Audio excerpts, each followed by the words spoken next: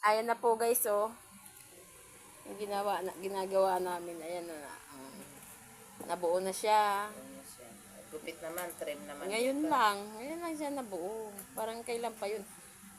Uy, tapos na yun. At Nabuo ko na yun. Panibago tapos to. na pala yun 20. 30 O yun. 30. Yung 50 isang buwan na tapos. Ano, ang daming proseso sa paggawa ng ganito. Napakakunti kasi kaya banjing-banjing muna. Pag marami na daw, saka nang Tagay-tagay. sipag-sipagan. Ayan, tagay-tagay daw. Ano napapala sa alak nito? Pahit amo nga. Pahit baga, abusadong amo eh. Ayan po, ginupit-gupitan.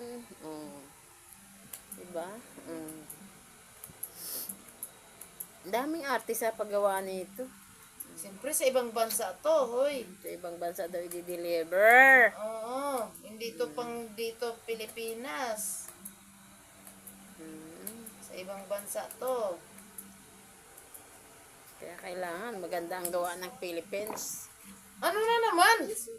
Ayun. Wala akong piso. Dos.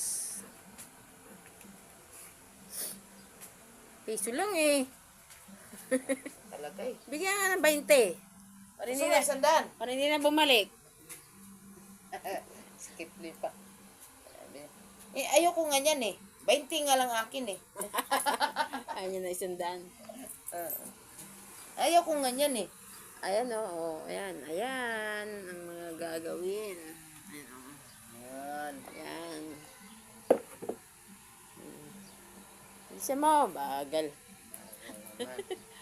Bagal naman. Nakainom ka ata eh. Na. Nakainom ka ba? Ito pa yung tagayan niya oh. Ito guys, tingnan mo yung tagayan niya. Isali ang daming Tagayan niya guys oh. Yabang ko, sabi niya. Yung ano, sa gamot ata to eh. Sabi niya kagabi. Dapat, nagdala tayo ng tagayan, 4. No? Tag-iisa? Oo.